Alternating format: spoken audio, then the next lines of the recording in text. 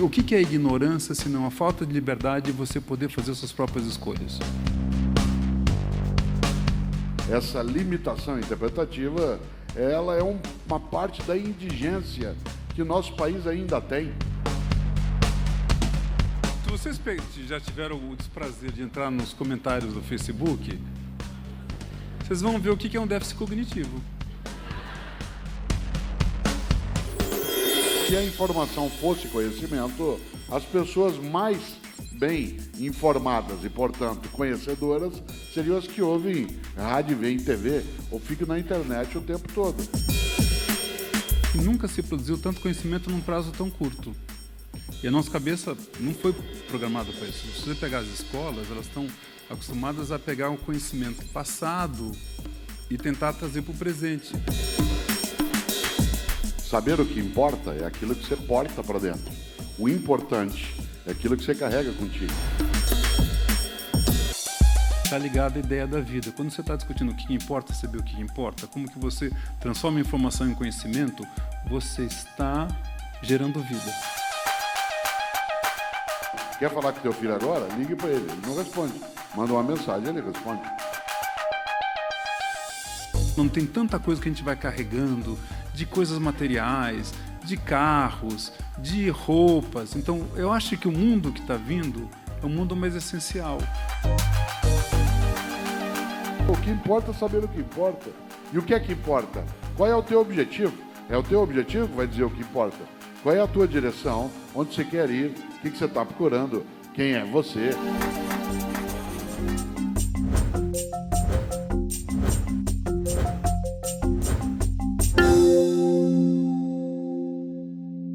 Cortella, conta, por favor, por que você decidiu fazer esse livro com o Gilberto. Primeiro o seguinte, vocês combinaram isso aqui tem 5 anos, né?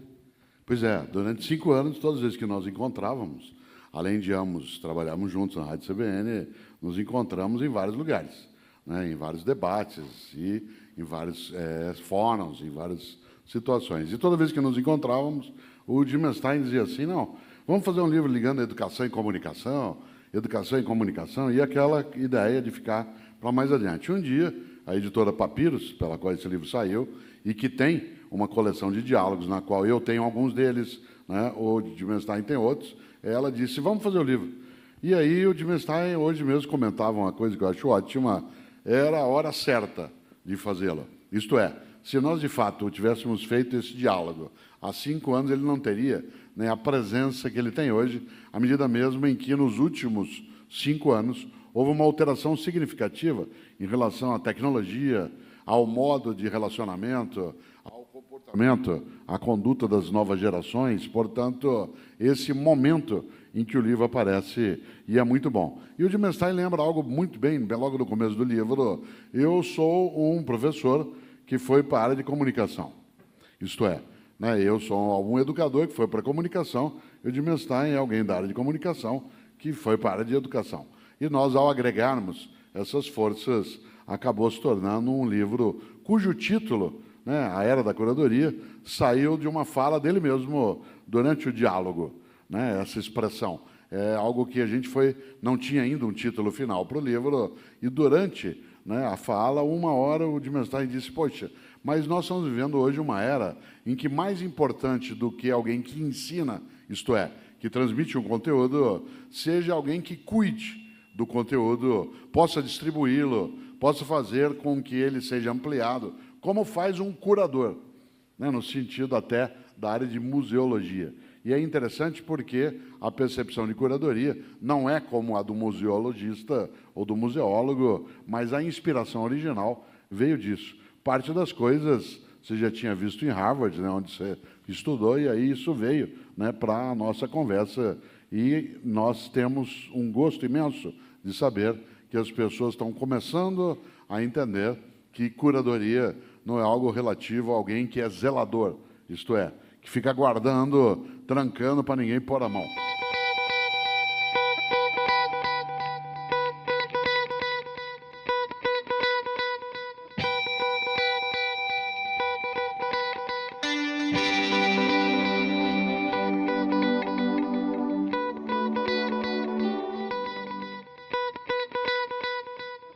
O livro também tem um conflito, né? Um conflito meu pessoal,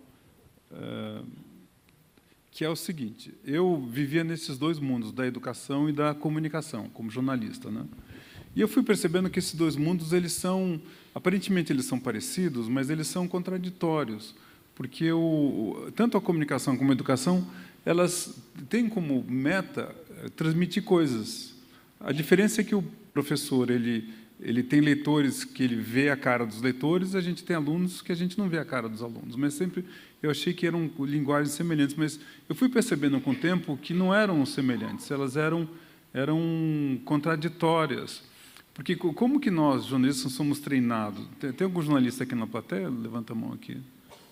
Ainda bem que só tem 3, graças a Deus. É um público selecionado, viu? Eu Sabia? acho que alguns... Vocês são exigentes aí, não deixa entrar qualquer um, viu? Parabéns. Alguns não contaram que eram. O jornalista é treinado para descobrir o pior das coisas e o pior das pessoas, né? Então, ele quer saber qual a sacanagem que tem por trás. É por isso que nós somos horrorosos, entendeu? Você está sempre tentando saber o que tem de ruim, então você é cético, cínico. Então, quando um jornalista vai entrevistar uma pessoa e não descobre o pior dela, não é que não tem o pior, é que você é um mau jornalista. É assim, você não descobriu nada, nem um podre, nada, então você pressupõe que tudo tem uma sujeira, não é isso? Então, onde tem aquela luzinha ali, você vai descobrir as trevas. Já o educador, ele, se não tiver a capacidade de descobrir o melhor da pessoa, não é que esse melhor não exista, é que ele não é um bom educador. É isso. Então, você não descobriu a luz, não é que ela não exista, é que você não descobriu. Então, essa busca da linguagem da comunicação com a educação, ela foi me levando a apostar na ideia de que, no futuro, ou agora, a comunicação e a educação ia formar uma única linguagem. E, cada vez mais, esse ato de educar com comunicar ia encantar as pessoas. Talvez seja por isso que, numa segunda-feira, as pessoas se dispõem a ouvir, não um vídeo, não um Snapchat, mas as pessoas falando. E essa coisa da curadoria é aquela coisa que é duradoura, sabe? Aquela coisa... O que é duradouro? O que é essencial? Tem uma história... Nem sei se ela está escrita, mas ela vai passando de boca em boca. Se não for verdade, paciência, mas é uma bela história. Tal. O Guimarães... Parece que é verdade mesmo, porque eu vi de pessoas que acompanharam, já bem mais velhas. O Guimarães Rosa já era um escritor importante, também era diplomata, e recebeu o cargo de colunista no jornal Globo. E, na época, era o maior salário. E jornalista não era profissão, era bico, né? Você ganhava batedeira... Não era profissão, né? Ficava bebendo à noite, era uma tipo cantor, tipo, sei lá, camelô, era uma coisa assim. E aí, mas o Guimarães tinha esse emprego invejado por todo mundo no jornal Globo. Aí ele 3 meses depois, ele deixa o emprego dele, do Globo. E eu falei assim, mas, pessoal, você está louco, Guimarães? Você deixou esse emprego incrível que ninguém tem. Eu falei assim, eu não aguentei. Mas você não aguentou o quê? Eu não aguentava escrever na areia.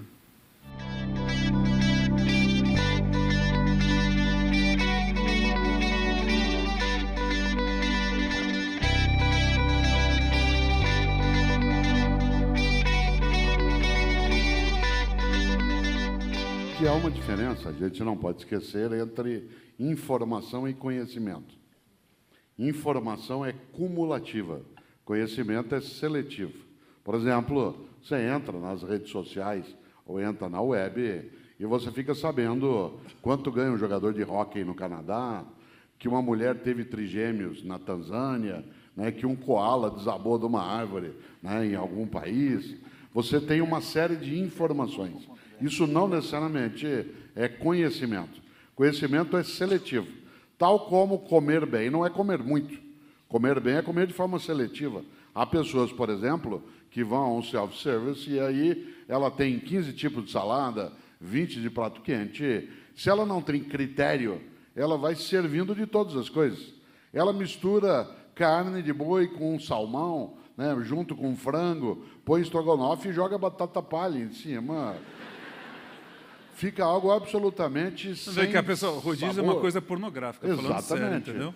Rodízio é uma coisa pornográfica. Eu não sei como como as pessoas Se a vão, pessoa né? não tiver critério. Mas quem que vai ter critério no rodízio quando a pessoa entra lá já não tem critério? Ao contrário. Já está sem critério, eu Por exemplo, acho.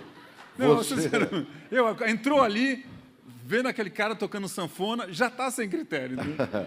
Você não é do mas você Sul, sabe eu que- sou do Sul. Hã? A gente... Mas você sabe que eu fiz umas cobertas com rodízio, entendeu? Em relação a uma humana. Eu não como carne. E eu já fui totalmente vegetariano. Totalmente. Nem leite e tal, não sei o que, não sei o que. Toda vez que eu, em qualquer restaurante, na Alemanha, na Itália, nos Estados Unidos, eu ia naqueles lugares vegetarianos. Você sabe como que são os restaurantes vegetarianos? Eles são... As pessoas fazem silêncio, não é isso? Elas são compenetradas, né? A sopa que baixa rápido, não é isso? Sabe o que é isso, essa profundidade? É uma profunda tristeza com aquela comida. Aí, quando você vai no rodízio, por aquela alegria gigantesca, entendeu? Aquela fartura. Aquela fartura. E a gente lá... Você já viu como que a sopa desce rápido, aquele caldinho, aquela pontinha? Você sabe que eu falava... Você falava do rodízio. No Sul, a gente começou o rodízio há algumas décadas com o nome de espeto corrido. Depois é que ele ganhou o nome de rodízio.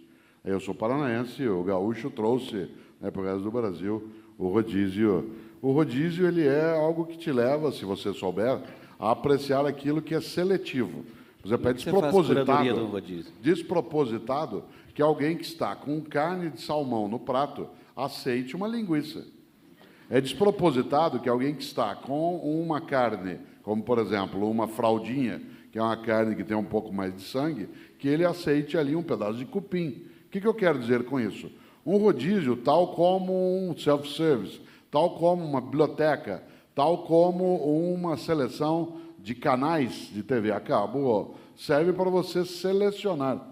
Nesse sentido, volto a um ponto daquilo que o Dimenstein falava, a importância de nós não esquecermos que hoje nós temos um tsunami informacional que vai nos afogando no cotidiano e que tem uma instantaneidade. Quando você fala do Guimarães, que não gostava de escrever na areia, essa instantaneidade ela é de informações e não de conhecimento. Haja vista algo que você trouxe à tona agora há pouco, Gilberto. Numa segunda-feira, você tem em alguns lugares gente discutindo, como você ontem fez um debate em Belo Horizonte, numa terça-feira à noite, dentro de uma cidade, em que as pessoas trabalharam o dia todo, né, em que elas tiveram que se deslocar. Milhares de pessoas procuraram se informar e uma parte delas veio para cá e lota um espaço como esse, que lida não com aquilo que é efêmero, isto é, que é instantâneo, que é imediato e que se vai, e que é uma coisa chamada reflexão. Eu acho que essa recusa ao automatismo, ela não é uma recusa à tecnologia. Essa recusa a uma vida robótica não é uma recusa à tecnologia, ela é uma recusa a um modo de consumo, né, da informação que é absolutamente vazio, né, ele é evanescente. Você já imaginou a encrenca que eu tenho? Sou professor de filosofia, a pessoa mais jovem que eu ensino morreu há 2.500 anos. Como que eu encanto um menino de 16 anos com Platão, Aristóteles, Heráclito, Parmênides, Zenão, Anaxágoras, Anaxímenes, né, com Pitágoras? É necessário que eu crie uma ponte com o que ele vive hoje. E aí tem um dado, muita gente está iludida, supondo que o mais jovem hoje, esse mais jovem, de 15, 16 anos, que ele não esteja interessado nessas questões. Ao contrário, uma parte do público de leitores que eu tenho hoje, mais forte, está na faixa etária de 15, 16 anos, porque se interessa por filosofia. Não porque a filosofia seja salvadora, mas porque ela oferece algo, que Gilberto bem colocou, que é uma certa negação dessa instantaneidade. O pensamento de Platão é antigo, não é velho. A música de Mozart, ela é antiga, não é velha. A obra de Aleijadinho, ela é antiga, não é velha. Antigo é aquilo que tem muito tempo, mas mantém vitalidade. Hoje se deseja um envelhecimento contínuo, inclusive das relações. Por último, eu chamo isso de miogização da vida. É a vida miojo. Aliás, o inventor do miojo morreu há 10 anos em casa. Eu fiz 3 minutos de silêncio.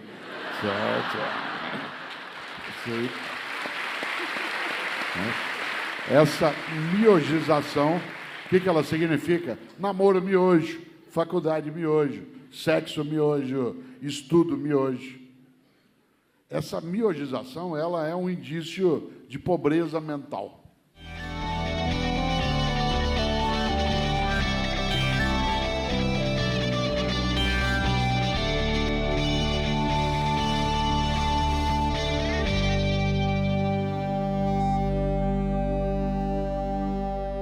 Se vocês já tiveram o desprazer de entrar nos comentários do Facebook, vocês vão ver o que é um déficit cognitivo. Porque parece que as pessoas não leram nada. Você escreve uma coisa, é um déficit cognitivo. O que acontece? É a dificuldade de interpretar as coisas.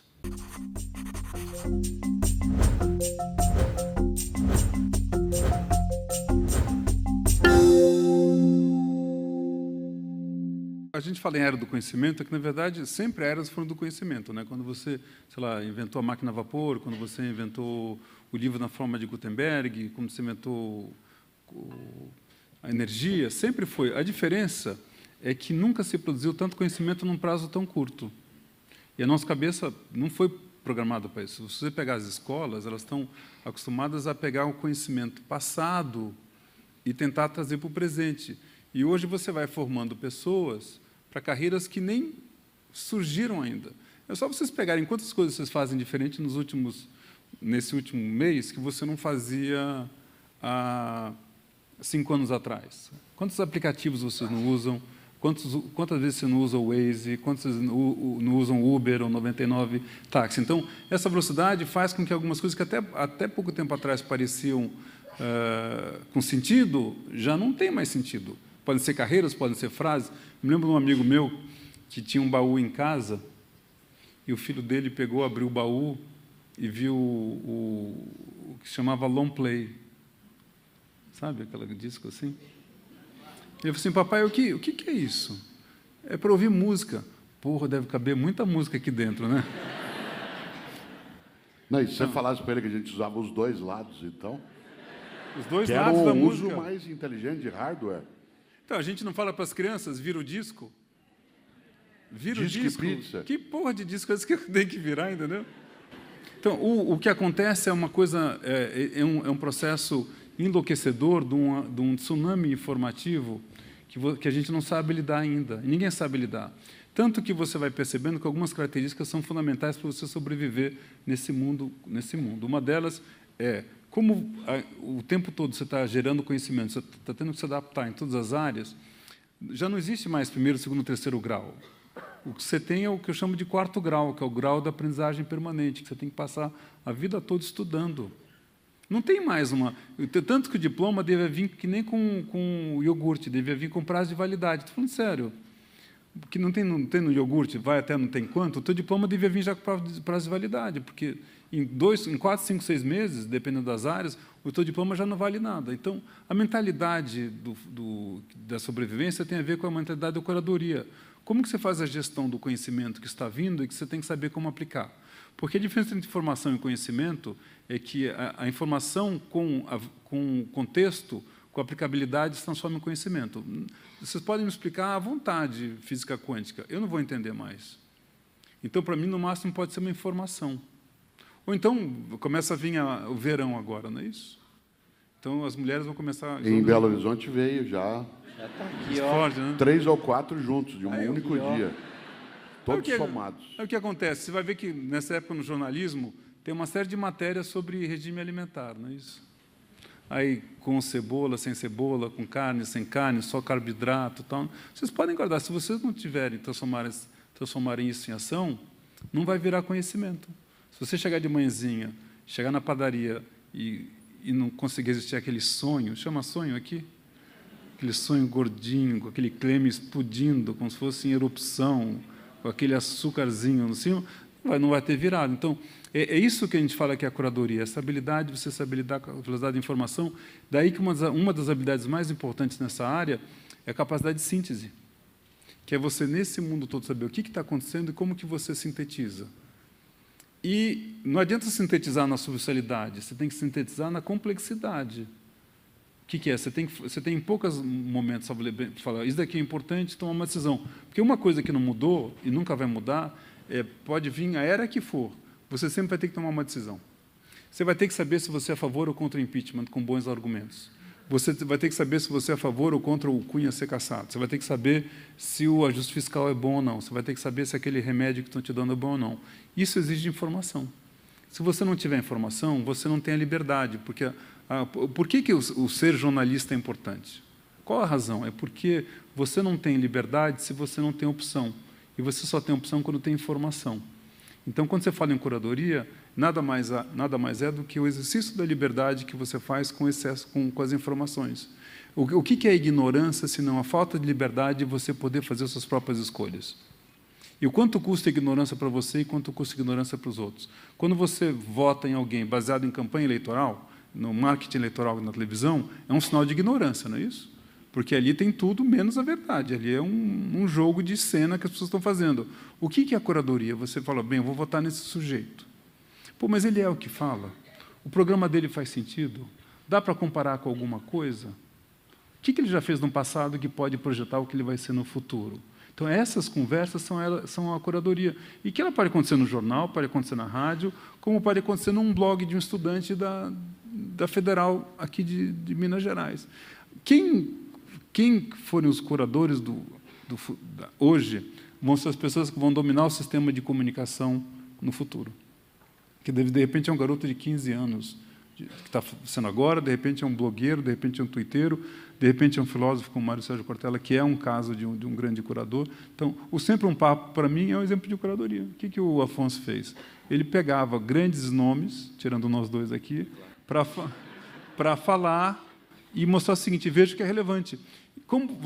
Já não basta mais vocês só verem pela televisão, pelo rádio e tal. Vocês querem ver as pessoas, você quer saber se aquilo ali tem... Porque a melhor forma de interatividade que existe é essa, interatividade pessoal, né?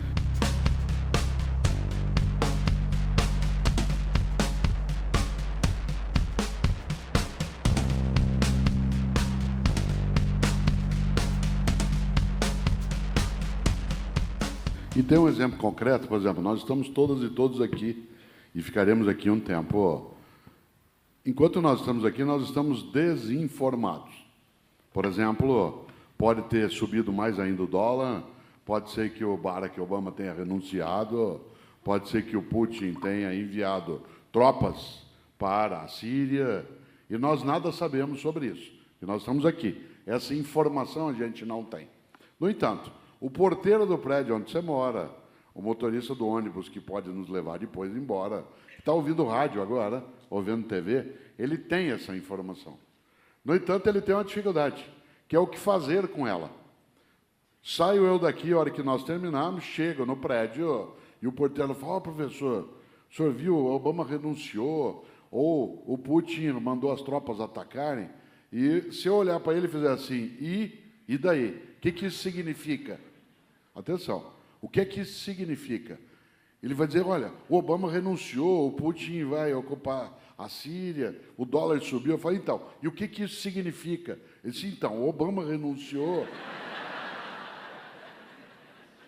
Essa limitação interpretativa, ela é uma parte da indigência que nosso país ainda tem para a passagem da informação para o conhecimento. Eu não quero que esse porteiro, não saiba interpretar. Eu quero que ele saiba, que se eleve o nível de educação nosso, de modo que ele entenda qual o significado de um movimento na Síria, a alteração de força com os Estados Unidos. É claro que, se a informação fosse conhecimento, as pessoas mais bem informadas e, portanto, conhecedoras, seriam as que ouvem rádio, veem TV, ou ficam na internet o tempo todo. Eu quero só concluir um pedacinho, Gilberto, já te passou. A informação é cumulativa, o conhecimento é seletivo, porque o conhecimento é a informação que você apropria. Apropriar é tornar próprio, tornar seu. Por exemplo, informação é esquecível, conhecimento é inesquecível. Se você aprendeu a fazer arroz, você não esquece, você perde a prática. Se você aprendeu a andar de bicicleta, você não esquece, você perde a prática. Se você aprendeu a fazer conta de cabeça, Você não esquece, você perde a prática. Sabe o que é esquecível? A mera informação. Último exemplo. Cada um e cada uma aqui nesse auditório estudou pelo menos 10 anos de língua portuguesa. 10 anos. Se eu perguntar aqui agora, não vou perguntar, mas se eu perguntar qual é a diferença entre um adjunto adnominal e um complemento nominal. Você já soube isso um dia? Nunca soube. Você decorou. Se você soubesse, você me responderia agora. Porque aquilo que você sabe vai contigo para sempre.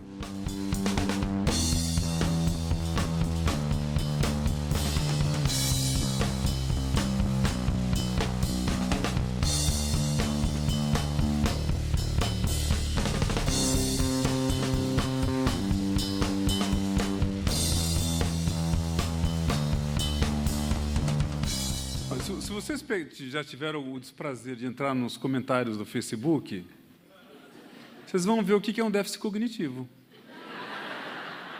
Porque parece que as pessoas não leram nada. Você escreve uma coisa, é um déficit cognitivo. O que acontece? É a dificuldade de interpretar as coisas. Você sabe que outro dia um aluno me perguntou pelo Facebook, eu não tenho o Facebook que eu administro, meu escritório que faz, mas ele mandou pelo Facebook, veio a pergunta, quem tinha sido o primeiro Freud?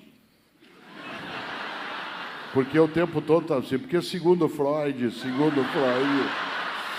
certo? Eu não soube responder. Como o Freud era judeu, e você também, não sei se você sabe. Deve ser o discípulo dele, o Freud II, da aristocracia. Agora, daí você vai... Tenta ver a interpretação dos textos nos comentários. Gente, só um minutinho, eles não combinaram isso não, viu? O quê? Tenta ver a interpretação, ou seja, transformar a informação em conhecimento também é o grande papel do professor. Essa história de que a escola vai ficar dando conteúdos, né, não existe mais, né? Imagine, se você, com tanto recurso online, com tantas aulas, com tanto vídeo, você vai lá aprender a mitocôndria em sala de aula, entendeu? Ou a junta nominal. A escola tem que ser uma casa de curiosidades. E o professor tem que ser a pessoa que ensina o encanto da possibilidade. Fora disso, é melhor colocar um vídeo, porque o vídeo vai até ser mais preciso. E de onde vem a palavra curioso? De onde? Eu digo que ele é o tesouro da juventude. Ele sempre sabe... Ele não começou a falar de datas ainda. É porque curiosidade tem a ver com curadoria. Hoje que dia que é? Hoje é 20 de outubro. O que aconteceu em 20 Hoje de outubro? Hoje é o dia da Dama do Lago na mitologia céltica. Está vendo? Quanto conhecimento realmente... Aquela que ajudou o Arthur a retirar Excalibur, a espada. Também é o aniversário de nascimento de John Dewey, um dos maiores pensadores da história, que influenciou Paulo Freire, que nasceu em 20 de outubro de 1859, como você sabe. Né? Olha só. Olha que coisa. As pessoas aplaudem quem tem boa memória. Que coisa. Mas que coisa interessante, quando você fala... O que é curioso, você falou? Porque da onde vem curadoria, em latim significa cuidar, tomar conta, fazer com que continue vivo. Por isso, a era da curadoria, curador é aquele que mantém vivo, isto é, que mantém a vitalidade. Uma pessoa curiosa é aquela que vai buscar para aquilo continuar vivo. Assim como existe a palavra procurador, aquele que cuida a nosso favor, o procurador. Várias palavras em português que têm essa expressão, esse antepositivo cur, tem exatamente esse sentido. Quando você dizia que a escola não movimenta a curiosidade, é verdade, porque ela nos oferece algo que é pouco. Um dos grandes curadores que eu conheço é um grande mineiro, professor da Federal de Ouro Preto, né, que é o Tião Rocha, que é um antropólogo, que faz um belíssimo trabalho. Né, eu gosto muito dele. Às vezes eu estou em atividade, que eu sou professor da Fundação Dom Cabral, em Belo Horizonte, e às vezes encontro o Tião, né, em algumas situações, e o Tião, ele faz algo magnífico. Você sabe, a gente conversava disso outro dia, ele não usa a expressão escola formal. Ele não fala escola formal. Ele diz a escola formal, que é aquela que preserva alguns cadáveres. Quando você diz da escola que não traz a curiosidade, isto é, que não cuida da vitalidade, é exatamente a escola formal, aquela que deixa apodrecer, em muitas situações, a capacidade de investigação, o que Paulo Freire chamava de tesão epistemológico, né, de você ir buscar atrás e procurar as coisas. Eu tive que decorar os afluentes do Rio Amazonas, margem esquerda e direita. Olha que informação relevante que me O Rio obrigaram a Negro ver. fica na esquerda ou na direita? Já nem me lembro. Tá. Então você nunca soube.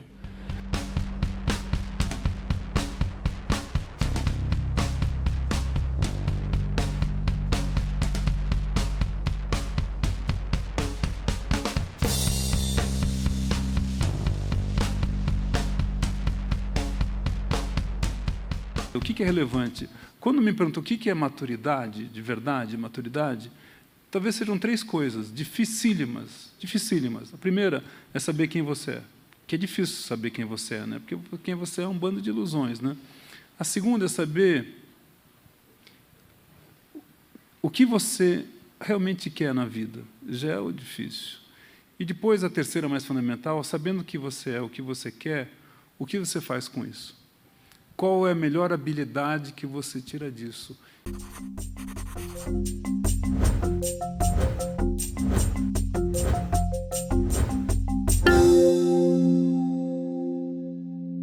Minha curadoria não foi na escola formal, nem na escola formal, apesar de eu ter feito Harvard, Columbia e tal, porque eu até escrevi um livro com o Rubem Alves, eu era um péssimo aluno, eu era o pior aluno da minha escola, porque eu não conseguia me adaptar a isso. As pessoas acham que não, pô, Gilberto está exagerando. Eu posso colocar minha mãe no celular aqui, vocês vão ver o quanto ela se desesperava. E a desgraça da minha vida é que eu sou o primeiro bisneto de família judia, e meu nome em hebraico é Salomão, que é o rei sábio. E eu, como tinha problema de desconcentração, eu babava. Meu apelido ficou Gil Babão. Para vocês terem uma ideia do meu grau de dificuldade com a escola, mas era realmente profundo. Eu não conseguia. O que a escola tinha interesse, eu não tinha. O que eu tinha interesse, a escola não tinha. Aí passou um tempo, eu já tinha virado subcelebridade da imprensa, e fui lançar meu primeiro livro. Minha mãe, coitada, que nunca comemorou nada da minha vida, foi lá no lançamento do livro, e cheio de autoridades, governador, prefeito. Ninguém ia ler o livro, mas estava lá para... E aí minha mãe viu 2 pessoas que se destacavam no saguão da Folha, que não pareciam para fazer parte daquele mundo. E minha mãe foi lá, se aproximou, minha mãe fala muito, minha mãe foi lá, se aproximou, mas que são vocês? Só não está se lembrando? Não, minha mãe se lembrou. Não é possível, as professoras do Gilberto, quando ele era menino, é isso mesmo. Nossa, depois de tanto tempo, tantos anos, vocês vieram prestigiar? Não. Vieram fazer o quê? A gente vai ver se é verdade, se era o mesmo, se era o mesmo que estava lá. E essa ideia é interessante porque o subtítulo do livro é O que importa é saber o que importa. E o que é que importa? Importa aquilo que esteja conectado com os teus objetivos, aquilo que colabore para a proteção da comunidade, aquilo que não pratique o biocídio na vida, que não destrua, né, a nossa existência nem de outras formas de vida. É isso que importa. Do contrário, para quê? Nesse sentido, quando nós autografamos o livro, sabem, alguns que eu tenho um hábito, a cada livro, eu quando vou autografar, e nós o faremos aqui ao final, né, quando terminar aqui o Sempre um Papo, eu gosto sempre de escrever nele uma virtude. Nesse livro, além do Gilberto e eu assinado, a gente escreve algo, e eu sempre escrevo repartir. Repartir. Porque repartir é a possibilidade de você ter um conhecimento que possa ser colocado acima, que possa se juntar com outros. E eu me lembrei de algo, quantas vezes nós, na própria escolarização, ou na mídia, não tivemos a repartição, a partilha. Por exemplo, o que importa, de fato, é saber o que importa. Eu contei um dia, num diálogo entre nós dois, e queria retomar aqui, eu saí de Londrina, onde eu nasci, e vivo em São Paulo há 48 anos, mas eu nasci em Londrina, tenho um sotaque de origem, que não é esse que eu estou usando. Esse que eu estou usando é para palestra, mas no dia a dia eu tenho um sotaque caipira, né? E é interessante porque eu, chegar de Londrina, fui estudar, Gilberto conhece, numa escola pública, em São Paulo, na Rua da Consolação. A Escola Marina Cinta, quase diante, um colégio estadual, quase diante do Cemitério da Consolação. Primeira semana de aula, recém-chegado de Londrina, falando porta, porteira, uma colher, por favor, pronto. O resto da sala me elegeu como sotaque a ser tripudiado, né? Hoje se chamaria de bulido, né? É interessante, a questão é que na sexta-feira, Afonso, entrou o professor de matemática, que não tinha vindo durante a semana, e ao abrir a boca disse: meu nome é Edson e eu vou ensinar produto cartesiano. Quando ele falou isso, eu falei: estou salvo. Recém-chegado da Bahia, ele começou a nos ensinar produto cartesiano e eu deixei de ser o sotaque oficial de tripudiação. E aí, uma hora, o professor Edson estava explicando coordenadas, abscissas, função de x, e de repente ele começa a explicar a raiz do delta e a fórmula de cálculo da raiz do delta. E eu, aos 14 anos de idade, fiz aquela pergunta que um ser dotado de inteligência deveria fazer. Não porque era eu, mas porque a pergunta era procedente. Eu falei: professor, por favor, eu não entendi. Ele falou: você não entendeu o quê? Eu falei: o que o senhor está explicando. Ele falou: o que você não entendeu? Eu falei: tudo. Ele disse: eu estou explicando a fórmula de cálculo da raiz do delta. Eu falei: para que serve isso? Claro, alguém de 14 anos pergunta isso. E ele deu uma resposta que eu nunca esqueci, Afonso. Ele disse: um dia você vai saber. Chegou esse... Não sei até hoje.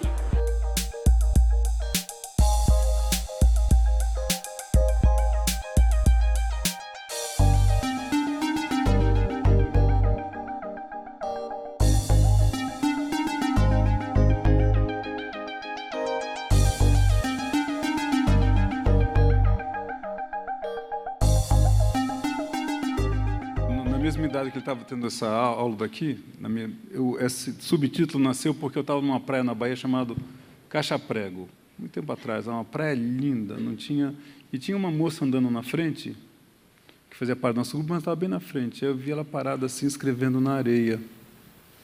Ela escreveu assim: o que importa é saber o que importa. E eu nunca mais me esqueci dessa frase, na areia. Eu falei: puxa, na vida eu tenho que passar o tempo todo sabendo o que importa. Não consegui, entendeu? Porque a vida vai te levando a fazer um bando de bobagem o tempo todo, a não pensar no que importa. Aconteceu no ano passado, daqueles momentos de reflexão interessantes, que eu fui fazer um exame de rotina, aí o japonês do raio-x, que sempre um japonês que tirou raio-x de mim, lá no Fleury, assim: ó, tem alguma coisa estranha aí na sua próstata. Mas não deve ser nada, né? Eu falei: não, vai olhar o médico.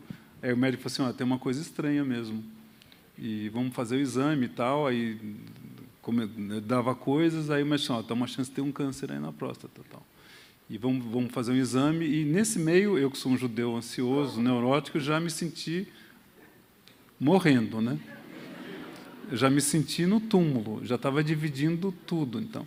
Mas ao mesmo tempo estava naquela angústia toda, aquela angústia do resultado do exame, eu me senti bem, porque eu fiquei numa elevação espiritual, entendeu?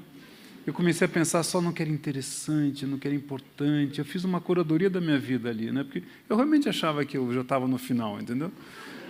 Mas tinha uma coisa, eu me sentia, não sei, um monge, assim. Nada me incomodava de bobagem, nem as audiências, nem o que eu ouvia, sempre aquela coisa, 2 dias assim. Aí o médico liga, assim, me lembro, 10h15 da manhã. Ele fala assim: Gilberto, pode comemorar que não é nada. Aí eu virei um idiota em 15 segundos, entendeu? Mas sabe o que me lembrou disso aqui? O como que esse trabalho que a gente faz não é para você ser um curador em termos do que você lê, mas é fazer a curadoria da sua vida, o que é relevante. Quando me perguntam o que é maturidade, de verdade, maturidade, talvez sejam 3 coisas dificílimas. A primeira é saber quem você é, que é difícil saber quem você é, né? Porque quem você é um bando de ilusões, né? A segunda é saber o que você realmente quer na vida, já é o difícil. E depois, a terceira, mais fundamental, sabendo o que você é, o que você quer, o que você faz com isso? Qual é a melhor habilidade que você tira disso? E aí, quando você faz isso, eu acho que você pode se despedir da vida assim. Eu, pelo menos, descobri quem eu sou, descobri o que eu quero e fiz da minha vida um ato criativo do que eu sou e do que eu quero. Então, quando a gente fala em curadoria, para mim, não é uma coisa abstrata, de saber só do Cunha, da impeachment, dessas coisas todas. É você guiar a sua vida pelo que é essencial, pelo que é relevante na sua vida. E é interessante porque a palavra importar significa aquilo que você leva para dentro. Saber o que importa é aquilo que você porta para dentro. O importante é aquilo que você carrega contigo. O exportante é aquilo que você tira de você. Quando você recebeu a notícia de uma provável, né, partida antecipada, né, em relação a um câncer, claro que você começou a ser mais seletivo em relação às coisas, como eu sou. Eu engordei 8 quilos nos últimos 12 meses, e a culpa também é por causa da morte, não da minha, mas do João Ubaldo Ribeiro. João Ubaldo faleceu e eu falei para a Cláudia, uma mulher que está aqui, falei, olha só, hein, João Ubaldo fazia 20 anos que ele não bebia nada, fazia 20 anos que ele não comia pastel, 20 anos que ele não comia um torresmo. Eu falei para ela, sepultar um cadáver saudável. Falei, eu não vou deixar um cadáver saudável. Mas você sabe a experiência dele de regime, né? Vocês conhecem, que ele me contou aqui no carro, que ele fez regime durante 42 dias e perdeu 42 dias de vida. Mas o interessante, afora a brincadeira, mas é verdade em relação ao João Ubaldo. Eu fiquei chocado. Aí a Cláudia me falou, a questão não é se você vai deixar um cadáver saudável ou não, é se você antecipa a ideia de ser cadáver à toa. E não é interessante porque os termos finais, isto é, as finitudes, que é exatamente quando você tem que tomar as decisões, você fala, você tem que ficar escolhendo o tempo todo, te levam a procurar o importante. Claro que o que importa é saber o que importa, isto é, aquilo que eu levo comigo. Aquilo que fica fora, nós estamos aqui num belíssimo espaço, Belo Horizonte tem outros desses, também belos, há vários museus aqui, a gente fica assim, a boca aberta, e um dia, eu, ao olhar uma das definições sobre arte, uma definição mais simples que eu conheço de arte é tudo aquilo que você leva com você na hora que você sai do museu. Arte é tudo aquilo que você leva com você quando você sai de dentro do museu. Não aquilo que você furta, não, aquilo que você leva como experiência. Por exemplo, o que é conhecimento? É tudo aquilo que você levar daqui a hora que a gente terminar, que for contigo embora. Tudo que ficar aqui é mera informação. Você sabe que em hebraico a palavra conhecimento significa transar, né? Transar, fazer sexo. É verdade, vocês estão rindo? Se você não explicasse, nós não íamos entender. Porque como é que como é que é transar? Fazer sexo.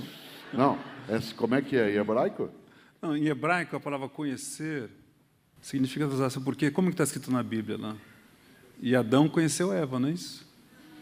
Não trocaram cartão de visita no paraíso, porque o ato de conhecer equivale ao ato de gerar vida. E quando você pega a palavra educere, do latim, o que é educere? É extrair.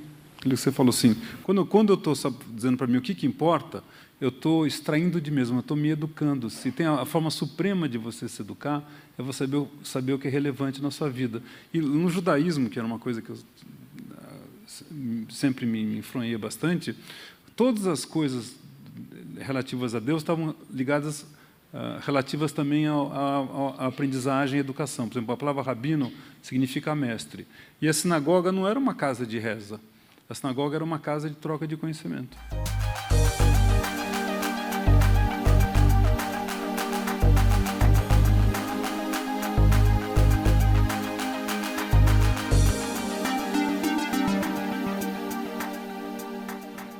A Senna morreu em 94. Senna não usou celular em alta escala. Quando Senna faleceu, o celular, alguns aqui mais idosos se lembram, ele era quase uma arma de defesa pessoal. Você se defendia de um cachorro com a antena dele, certo?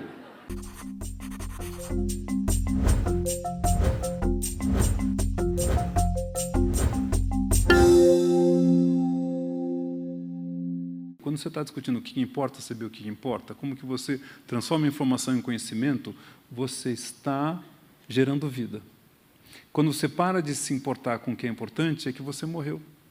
Pode até continuar vivo aí, entendeu? Mas você morreu. Então, numa época como essa, de tanta informação, de tanta bobagem, de tantas coisas que a gente falou que é da internet, você fala assim, puxa, eu vou saber o que importa para mim. Isso é a coisa mais transgressora que pode ter. É a coisa mais... Eu não preciso ter ter tantas roupas. Quer ver uma coisa? Vamos fazer um teste aqui, só para as mulheres. Quantas de vocês usam mais de 50% do armário de vocês? Me levanta a mão com toda a verdade. Mais de 50%. Ou seja, quem que tem 30% do armário que não usa, levanta a mão, por gentileza. Imagine se vocês fossem para casa, trocassem as roupas, entendeu? Vocês iam voltar... O que eu estou falando? Tem tanta coisa que a gente vai carregando, de coisas materiais, de carros, de roupas. Então, eu acho que o mundo que está vindo é um mundo mais essencial. Eu acredito nisso.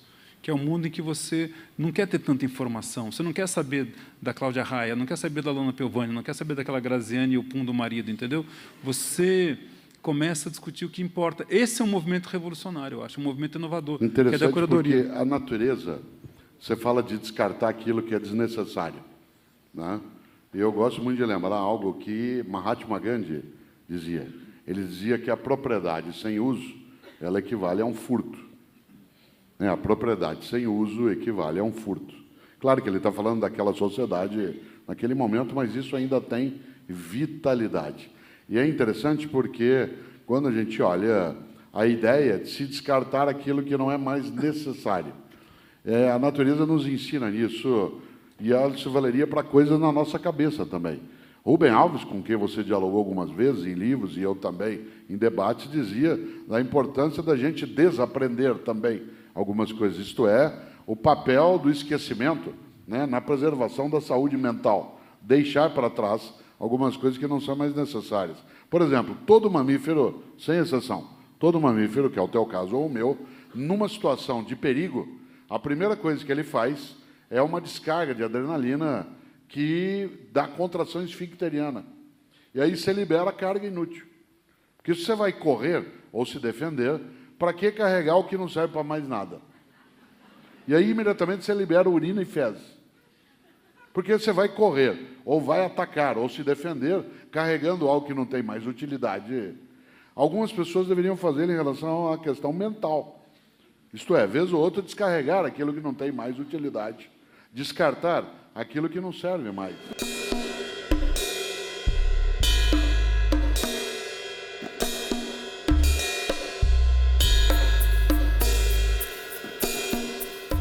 Tem coisas que acontecem na vida que dão um clique na nossa vida, né? Eu me lembro, numa das aulas que eu estava lá em Harvard, veio um professor super bam, e a nossa classe era de pessoas mais velhas, que era uma classe só de incubadoras sociais, e ele começou a falar sobre a beleza do envelhecimento.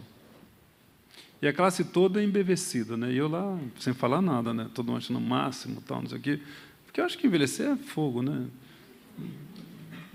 O que sobe desce, o que tem que subir desce, o que tem que descer sobe, entendeu? Pressão, aquilo lá desce, aquilo sobe, entendeu? E eu ficando assim numa boa lá, e toda a classe achando maravilhoso, a sabedoria e tal. Aí o professor falou o seguinte: bem, Gilberto, você não se manifestou. Não me manifestei, professor, porque o senhor falou coisas maravilhosas que eu concordei e tal. A classe estava tão satisfeita com aquela aula deles. Não, mas eu acho que você tem uma visão diferente. Eu falei, bem, professor, o senhor é muito inteligente, eu realmente fiquei muito impressionado. Queria lhe agradecer mesmo a sua sabedoria, mas eu não concordo. Para mim, envelhecer, eu falei em inglês, é um slow shipwreck, é um naufrágio lento, entendeu? Todo dia você vai lá, está um pouquinho mais baixo, todo dia é um naufrágiozinho e tal. Aí a classe foi ficando... estragou a aula da classe, né? Slow ship, todo mundo se viu afundando ali como na cadeira. Falei, mas tem uma coisa que depois, no meu caso, por exemplo, depois eu tive 3 casamentos. 3 casamentos são 3 separações. Você tem que pensar por que você casou 3 vezes, né? Nada te ensina mais do que uma separação, você sabe quem você é. Pô, aí quando você vai também, eu já fiz todo tipo de terapia. Terapias alternativas, freudianas, junguianas, com psiquiatra. Então, aí já fui tudo quanto é tipo de museu, de filme, de peça, já morei em outros países. Então, você tem uma chance, falei, professor, de você descobrir quem você é. Depois desses choques todos, né, que você viu Goya, Gauguin e tal. E depois que você descobre quem você é, você tem a chance de ser a melhor versão do que você é. E aí, professor, a vida fica... foi essa frase que me tocou, uma coleção diária de relevâncias. Resultado, o naufrágio continua, mas você é que nem aquela orquestra do Titanic que você vai tocando, entendeu? Então, sabe que foi eu acho que esse livro nasceu um pouco por conta dessa coisa de já ter que falar, olha, pessoal, o que é relevante? O que é relevante na sua vida? Como que você separa o que é relevante? Como que você, você não se empanturra de formação, mas sim com essencialidades? Eu, sinceramente, acho que é uma coisa transgressora você propor isso.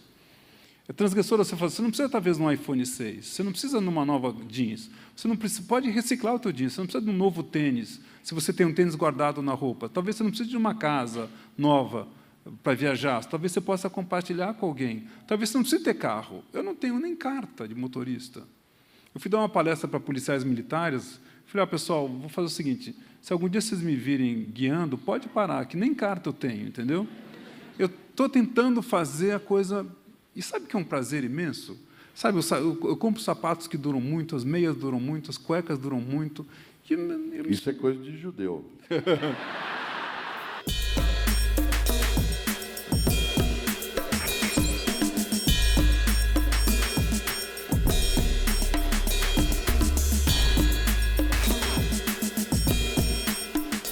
Eu até acho que a tecnologia é o máximo. Inclusive, eu acho que a nova revolução do mundo é a revolução do celular. O celular te coloca em conhecimento qualquer coisa o tempo todo e, simultaneamente, te faz ser ativo. Vocês devem saber que eu criei um projeto chamado Catraca Livre, tem 55 milhões de visitantes. Aí, na sexta-feira, eu estava tão incomodado com essa coisa do governo e da oposição proteger o Eduardo Cunha, que eu desenvolvi um programinha de computador em 15 minutos. Consistia o seguinte, era um trechinho que você clicava no Catraca, e quando você clicava lá, automaticamente chegava uma reclamação para a Comissão de Ética do Congresso, da Câmara. Eu sei que falar Comissão de Ética na Câmara é meio estranho, mas tem uma Comissão de Ética lá. Então, você não precisava escrever. Você clicava, o deputado recebia. Demorava um segundo mesmo. Eu fui contabilizar hoje, 80 mil pessoas tinham mandado uma reclamação para o Conselho. Sei que não vai adiantar muita coisa, mas 80 mil pessoas tinham mandado uma reclamação. Eu quero chegar a 10 milhões de pessoas, entendeu? Porque a tecnologia, o celular, é a forma mais potente que o homem já descobriu para ter informação, compartilhar informação e ter poder. Então, eu acho que a gente tem que tirar proveito da tecnologia, não para cultuar o mundo das superficialidades, mas para cultuar o mundo do nosso poder. Porque eu posso não acreditar no poder que vem da Câmara, ou do Senado, ou do governador, ou do presidente, mas eu tenho que confiar no meu poder. Interessante porque o celular ele trouxe uma alteração significativa até para a área de educação escolar. Um exemplo concreto, hoje é aniversário da vitória do Ayrton Senna, quando ele se tornou tricampeão. Ele tinha esquecido e voltou agora, viu? Estava esperando essa... Foi o Ayrton Senna se tornou tricampeão da Fórmula 1, exatamente no dia 20 de outubro de 1991. A Senna morreu em 94. Senna não usou celular em alta escala. Quando Senna faleceu, o celular, alguns aqui mais idosos se lembram, ele era quase uma arma de defesa pessoal. Você se defendia de um cachorro com a antena dele, certo? Em 20 anos, o celular fez isso. Esse que está aqui no meu bolso, esse mobile, ele tem 6 músicas, ele tem foto, ele manda e-mail, ele recebe e-mail, ele acessa, ele tem aplicativos, ele tem lanterna, ele tem GPS, ele tem temperatura, vê cotação da bolsa, e se eu precisar, faz ligação. Mas olha o novo. Meu aluno na universidade não usa isso para falar. Ele usa para escrever. Por exemplo, olha só, quer falar com teu filho agora? Ligue para ele, ele não responde. Manda uma mensagem, ele responde. Eles usam para escrever, eles reinventaram o telégrafo. Certo? Olha que coisa. A mudança foi tamanha que eles voltaram a escrever. Você sabe quando alguém é idoso porque ele está com isso no ouvido.